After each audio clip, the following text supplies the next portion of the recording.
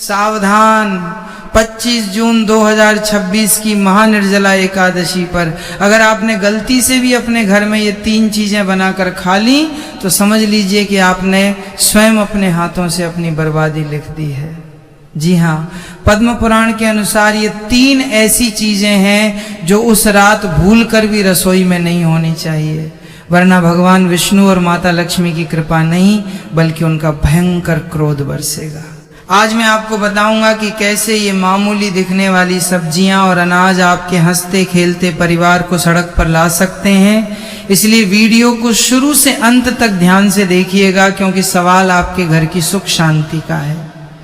दोस्तों, 25 जून 2026 की तारीख को अपने कैलेंडर में अभी के अभी लाल रंग से मार्क कर लीजिए, क्योंकि ये कोई साधारण निर्जला एकादशी नहीं है। शास्त्रों की गणना और ग्रह नक्षत्रों का ऐसा दुर्लभ संयोग करीब कई सौ साल बाद बन रहा है। लेकिन ठहरिए, अगर आप सोच रहे हैं कि केवल पूजा पाठ कर लेने से सब कुछ ठीक हो जाएगा तो आप बहुत बड़ी गलतफहमी में हैं। शास्त्रों में स्पष्ट लिखा है कि निर्जला एकादशी के दिन अगर आपके घर की रसोई में ये 3 चीजें गलती से भी बन गई या काट भी ली गई तो भगवान हरि साक्षात विमुख हो जाते हैं और आपके घर का विनाश शुरू हो जाता है। जी हाँ, आपने सही सुना, कंगाली ऐसे दरवाजे खटखटाएगी कि आप समझ भी नहीं पाएंगे कि पैसा आ कहाँ से रहा है और जा कहाँ रहा है। आज के इस वीडियो में मैं आपको उन 3 अभिशप्त चीजों के बारे में बताने जा रहा हूं जो इस महा एकादशी पर जहर के समान है। और सुनिए, जो तीसरी चीज है ना, वो तो हर भारतीय घर में रोज बनती है और वही आपकी सबसे बड़ी भूल साबित हो सकती है। तो क्या आप तैयार हैं उस सत्य को जानने के लिए जो आपको और आपके परिवार को आने वाले भारी संकट से बचा सकता है? इस वीडियो को एक पल के लिए भी छोड़ने की गलती मत करना, क्योंकि यहाँ बात सिर्फ व्रत की नहीं है, बात आपके घर की सुख शांति और समृद्धि की है। चलिए, सबसे पहले ये समझते हैं कि 25 जून 2026 इतना खास क्यों है। ज्योतिष शास्त्र के अनुसार इस बार ज्येष्ठ मास की इस एकादशी पर ग्रहों का एक ऐसा विशेष योग बन रहा है जो सीधा भगवान विष्णु के नारायण रूप से जुड़ा है। जब भी ऐसा योग बनता है तो पृथ्वी पर नकारात्मक और सकारात्मक दोनों ऊर्जाएं अपने चरम पर होती हैं। ऐसे समय में हम जो खाते हैं वो सीधा हमारे मन और भाग्य पर असर डालता है। भोजन केवल पेट भरने का साधन नहीं है बल्कि ये ऊर्जा का स्रोत है। जैसा खाए अन्न वैसा होए मन, ये कहावत तो आपने सुनी होगी, लेकिन निर्जला एकादशी के दिन ये कहावत एक नियम बन जाती है। अब आप सोच रहे होंगे कि सब्जियां तो प्रकृति की देन है, फिर वो अशुभ कैसे हो सकती हैं? तो आपको बता दूं कि आयुर्वेद और गरुड़ पुराण के अनुसार कुछ सब्जियां और अनाज ऐसे होते हैं जो तामसिक गुणों से भरे होते हैं। श्री हरि को सात्विकता पसंद है और इस दिन वातावरण में विष्णु तत्व की प्रधानता होती है। अगर आप उस दिन तामसिक भोजन पकाते हैं तो आप सीधे तौर पर उस दिव्य ऊर्जा के प्रवाह को अपने घर में आने से रोक देते हैं। ये वैसा ही है जैसे आप आग में घी डालने की जगह पानी डाल दें। तो चलिए बात करते हैं पहली सब्जी की, जिसे देखकर शायद आपको यकीन ना हो, लेकिन शास्त्रों में इसे एकादशी के दिन घर में लाना भी वर्जित माना गया है। वो सब्जी है बैंगन। जी हाँ, चौंकिए मत। बैंगन को लेकर हमारे धर्म ग्रंथों में बहुत ही कड़ा नियम है। विशेष तिथियों पर बैंगन खाना मना है, लेकिन निर्जला एकादशी पर तो इसे छूना भी पाप माना गया है। क्या आप जानते हैं क्यों? इसके पीछे एक वैज्ञानिक और आध्यात्मिक दोनों कारण हैं। आध्यात्मिक कारण ये है कि बैंगन को अशुद्ध और चंचल प्रकृति का माना जाता है।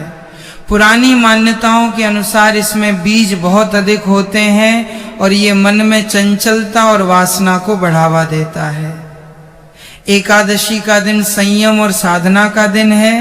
हमें अपने मन को स्थिर करना होता है ताकि हम हरि तत्व से जुड़ सकें। अगर आप इस दिन बैंगन की सब्जी बनाते हैं या उसका भरता बनाते हैं तो आपके घर के सदस्यों के मन में क्रोध और आवेश बढ़ेगा। छोटी छोटी बातों पर लड़ाई झगड़े होंगे और जहां क्लेश होता है वहां से लक्ष्मी रूठ कर चली जाती है।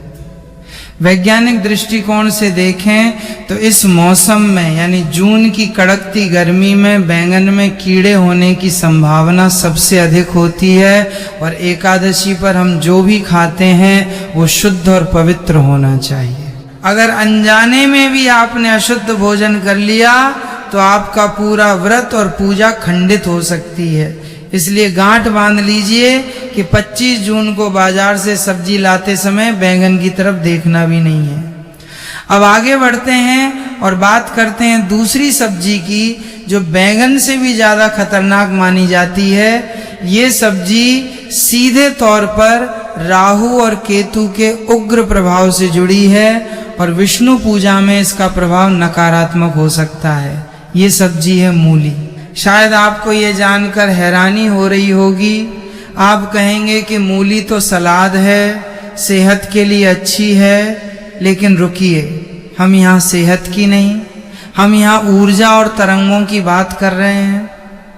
मूली को एक तीखी गंध वाली सब्जी माना जाता है और शास्त्रों में कहा गया है कि जिस भोजन में तीव्र गंध हो वो राक्षसी भोजन की श्रेणी में आता है।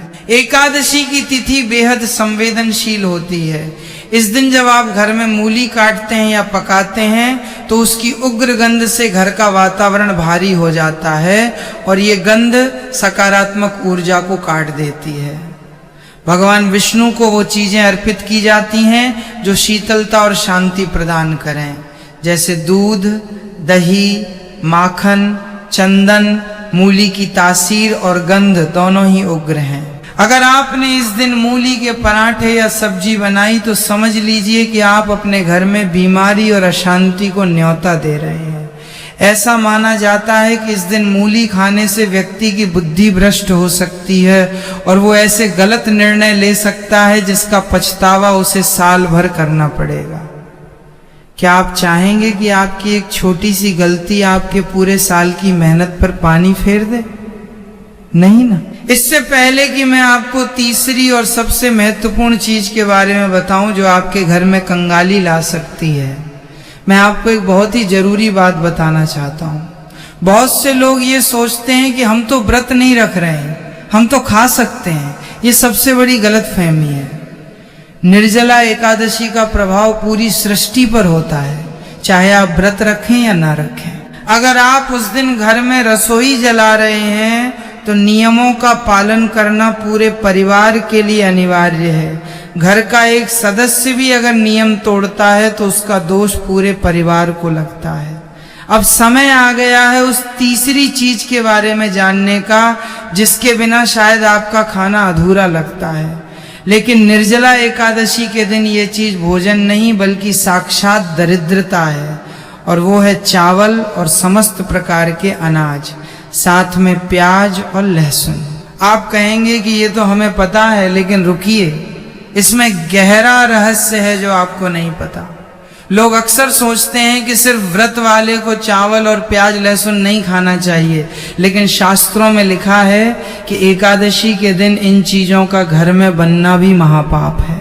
चावल को लेकर मान्यता है कि इस दिन चावल खाना साक्षात जीव हत्या के पाप के बराबर है, क्योंकि इसमें जल तत्व अधिक होता है और एकादशी के दिन चंद्रमा के प्रभाव से शरीर का जल अशांत होता है, जिससे मानसिक भटकाव बढ़ता है। वहीं प्याज और लहसुन की उत्पत्ति की कथा समुद्र मंथन से जुड़ी है। जब राहु का सिर काटा गया था तो उसके रक्त की बूंदें धरती पर गिरी थीं, जिनसे प्याज और लहसुन की उत्पत्ति हुई। इसलिए इनमें रोग ठीक करने के गुण तो हैं, लेकिन इनका स्वभाव राक्षसी है। निर्जला एकादशी पर ग्रहों की स्थिति ऐसी होती है कि हमारा शरीर ब्रह्मांडीय ऊर्जा को ग्रहण करने के लिए एक रिसीवर की तरह काम करता है। प्याज, लहसुन और अनाज तामसिक भोजन है जो हमारे शरीर में आलस्य, अज्ञान और क्रोध पैदा करते हैं। अगर आप इस दिन छोले, पनीर, दाल या कोई भी ऐसी सब्जी बनाते हैं जिसमें प्याज, लहसुन का तड़का लगा हो या चावल पका हो, तो आप नारायण की कृपा से पूरी तरह वंचित रह जाएंगे। लेकिन खतरा सिर्फ यहीं खत्म नहीं होता। एक और चीज है जिसे अक्सर लोग पका लेते हैं और वो है मसूर की दाल। शास्त्रों में मसूर की दाल को तामसिक श्रेणी में रखा गया है और एकादशी पर इसे खाना निषेध है। तो अब सवाल ये उठता है कि आखिर हम खाएं क्या? अगर ये चीजें नहीं बनानी तो क्या बनाना शुभ होगा? इसका जवाब भी हमारे पुराणों में छिपा है। 25 जून 2026 की निर्जला एकादशी पर आप लौकी की सब्जी बना सकते हैं। लौकी को सबसे शुद्ध और सात्विक माना जाता है। इसे खाने से मन शांत रहता है और शरीर हल्का रहता है, जिससे प्रभु की भक्ति में मन लगता है। इसके अलावा आप कच्चा केला, कद्दू या तोरई की सब्जी भी बना सकते हैं। ये सभी सब्जियां सात्विक श्रेणी में आती हैं और भगवान विष्णु को प्रिय हैं। दोस्तों, एक बात और ध्यान से सुनिए। अक्सर हम इन नियमों को अंधविश्वास मानकर इग्नोर कर देते हैं। हम सोचते हैं कि अरे भगवान तो भाव के भूखे हैं, उन्हें खाने पीने से क्या फर्क पड़ता है। ये सच है कि भगवान भाव के भूखे हैं, लेकिन ये भी सच है कि जैसा अन्न वैसा मन। अगर आपका अन्न ही शुद्ध नहीं होगा तो आपका मन शुद्ध कैसे होगा? और अशुद्ध मन से की गई पूजा या कर्म कभी फलित नहीं होते। 25 जून का दिन एक ऐसा मौका है जब आप अपने पुराने पापों को धोकर एक नई शुरुआत कर सकते हैं। उस दिन ब्रह्मांड का द्वार खुला होता है। अगर आप थोड़ा सा संयम बरत लेंगे, अपनी जीभ पर थोड़ा सा काबू रख लेंगे, तो लक्ष्मी नारायण आपकी झोली खुशियों से भर देंगे। कल्पना कीजिए उस दिन की जब पूरा संसार हरि की भक्ति में लीन होगा, हवा में चंदन की सुगंध होगी और आपके घर में भी सात्विक भोजन की खुशबू आ रही होगी।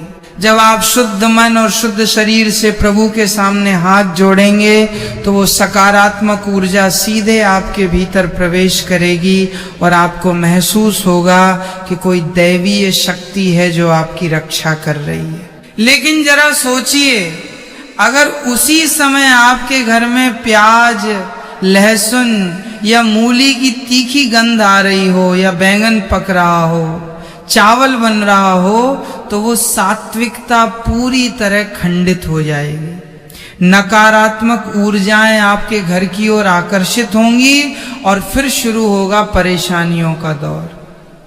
बीमारी, पैसा अटकना, बच्चों का पढ़ाई में मन न लगना, परिवार में क्लेश, ये सब उसी नकारात्मक ऊर्जा का परिणाम होता है। इसलिए मेरी आपसे हाथ जोड़कर विनती है कि 25 जून 2026 को इन नियमों का पालन जरूर करें।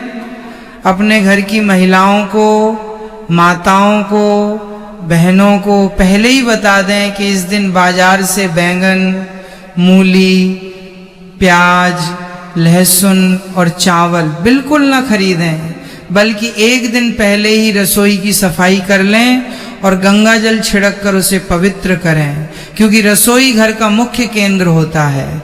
अगर रसोई शुद्ध है तो पूरा घर शुद्ध है। इस वीडियो को बनाने का मेरा उद्देश्य आपको डराना नहीं बल्कि जागरूक करना है। हमारे ऋषि मुनियों ने जो नियम बनाए हैं उनके पीछे गहरा विज्ञान है। वे जानते थे कि ग्रहों की चाल का हमारे शरीर और मन पर क्या असर होता है। वे जानते थे कि किस दिन कौन सा भोजन हमारे लिए विष बन सकता है और कौन सा अमृत। आज का आधुनिक विज्ञान भी अब इन बातों को मानने लगा है कि भोजन का हमारे अवचेतन